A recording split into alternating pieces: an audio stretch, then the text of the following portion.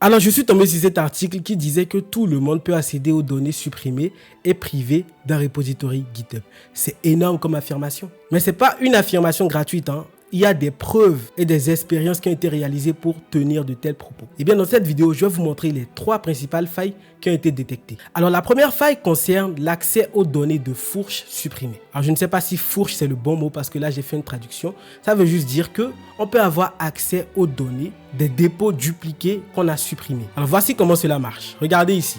Nous avons ce schéma-là. Et ici, nous avons un repository public que nous avons dupliqué. Et sur cette version dupliquée, nous avons fait un commit ici. Voilà, nous avons pushé quelque chose. Et on s'est rendu compte que cette chose que nous avons pushée est vraiment compromettante. Ça peut être une clé d'API. Et donc là, on décide de supprimer ce dépôt dupliqué. Et donc dans votre tête, vous vous direz que le dépôt a été supprimé. Forcément, le commit n'existe plus. Forcément, n'importe qui ne peut plus avoir accès à votre commit qui contient des informations compromettantes. Eh bien, vous avez tort et je vais vous montrer ça dans cette vidéo. Donc pour ça, nous allons tester cette faille. On va aller sur GitHub. Et là, je vais rechercher un dépôt public. Donc Daisy UI par exemple, voilà, j'ai ça. Et je vais dupliquer ce dossier-là pour que ça m'appartienne. Donc il suffit juste de cliquer sur Fork. Et là, je fais Create Fork. Donc là, regardez, cette fois-ci, j'ai une version dupliquée de ce dépôt-là. Et donc ce que je vais faire, c'est que je vais supprimer ce qu'il y a dans le README. Et je vais mettre par exemple info secret. Et là, je vais mettre une sorte de clé d'API, comme ça au hasard quoi. Et je vais committer le change, commit.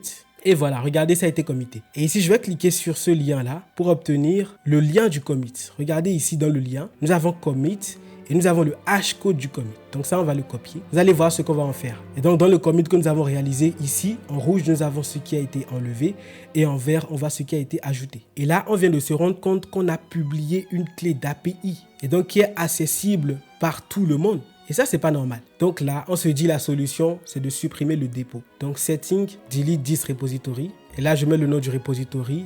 Et là, je le supprime. Et regardez ici, nous avons ce message qui dit Your repository was successfully deleted. Et donc, d'après vous, votre commit n'existe plus et personne ne peut accéder à cette clé. Vous vous trompez. Regardez ici, nous allons rechercher le dépôt que nous avons forqué au départ. Voilà, donc ça c'est ce dépôt-là que nous avons dupliqué. Je clique ici. Et dans le lien de ce dépôt ici, vous voyez du dépôt original. Donc je vais mettre /commit / l'identifiant du commit qui est un hashcode. Je fais entrer et regardez ce sur quoi on tombe. On tombe sur la clé secrète qui a été publiée dans le repository forqué et bien évidemment que vous aviez supprimé. Alors ici, il vous dit que ce commit n'appartient pas à aucune branche de ce repository. Donc ça veut dire que ça vous le sort quand même. Et ça, c'est énorme comme faille. Donc vous voyez que votre clé est toujours accessible au public. Et ça, pour toujours, hein. Pour toujours. Ça veut dire que même si vous savez que votre clé est publique, vous ne pouvez pas le supprimer. Alors en tant que développeur, vous allez vous dire que quand même ce commit est protégé par ce hashcode là qui est quand même lent et difficile à retrouver. Et vous savez que il suffit juste d'avoir les 5 premiers caractères. Je supprime tout ça, 5 caractères, je fais entrer. Et regardez, on a toujours accès à votre commit. Ce qui fait que si on veut utiliser un brute force pour pouvoir avoir accès à ce commit, on a juste besoin de trouver 5 caractères. Et si vous vous dites aussi que le brute force va prendre du temps pour retrouver l'identifiant du commit, bah c'est simple. Il suffit juste d'aller sur le site qui s'appelle githubarchive.org, qui est un projet visant à enregistrer la chronologie publique de GitHub.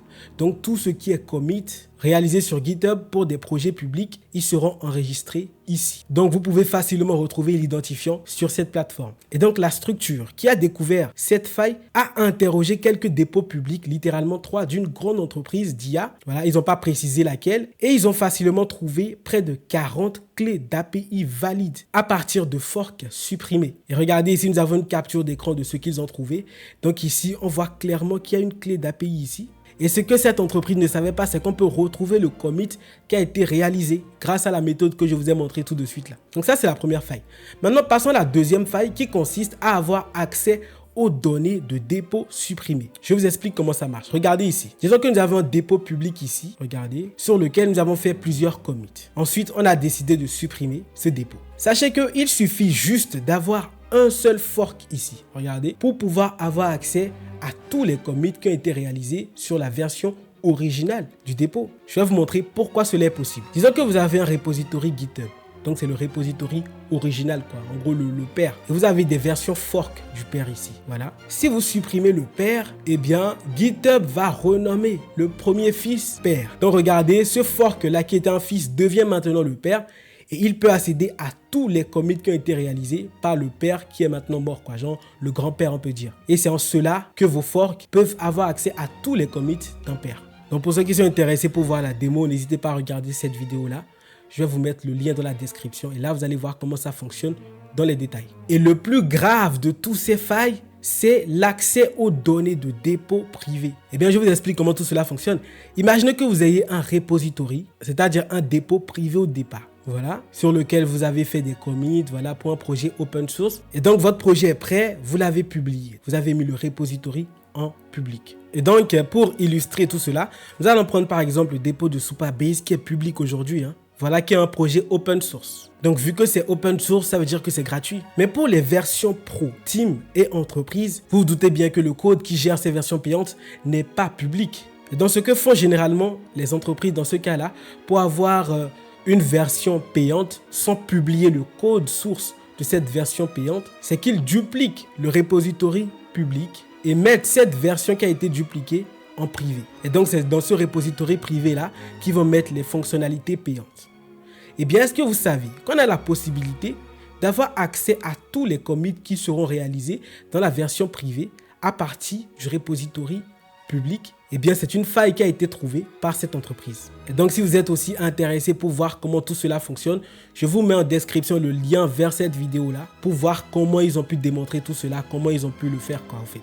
Et donc, vous l'avez compris, pour avoir accès à toutes ces données compromettantes-là qui proviennent des commits, l'information capitale, c'est le hashcode du commit ici. Et donc, après avoir trouvé toutes ces failles, elles ont été soumises à GitHub via leur programme VDP. Et leur réponse est vraiment choquante. En tout cas, la réponse de GitHub, ça m'a choqué un peu. Ils ont dit, après avoir examiné la documentation, il est clair comme le jour que GitHub a conçu les dépôts pour fonctionner ainsi. Ça veut dire que ce n'est pas une faille, au contraire, c'est une fonctionnalité et GitHub a fait de sorte que ça marche ainsi. Et bien évidemment, regardez dans leur documentation, ils l'ont même précisé, mais en général, personne ne lit les documentations comme ça, quoi. Du coup, la majorité d'entre nous ne le savent pas. Et donc, qu'est-ce qu'il faut retenir de cette petite expérimentation? C'est que tant qu'un fork existe, tout commit sur ce réseau de dépôt, c'est-à-dire les commits sur le dépôt en amont ou les forks en aval, existera pour toujours. Et la deuxième chose qu'il faut retenir, c'est qu'il ne faut pas pusher n'importe quoi sur GitHub. Alors pour ceux qui ne savent pas, GitHub est un outil très important à maîtriser en tant que développeur car ça va vous permettre de gérer correctement vos projets grâce au Kanban par exemple qui est un outil intégré de gestion de projet et ça va vous permettre aussi de gérer la version de votre code. Donc il est crucial que vous le maîtrisez. Eh bien j'ai fait un tutoriel de 8 minutes, pas plus, qui va vous montrer comment utiliser les 10% de GitHub utilisés dans 70% des cas. Regardez-le et vous me remercierez plus tard. Donc il suffit juste de cliquer sur l'une de ces vidéos. Celle-là va vous montrer comment utiliser GitHub pour un débutant et celle-là va vous montrer comment utiliser GitHub comme un professionnel. Bon, c'était Faiz, merci d'avoir suivi cette vidéo et je vous dis ciao. Surtout likez et abonnez-vous.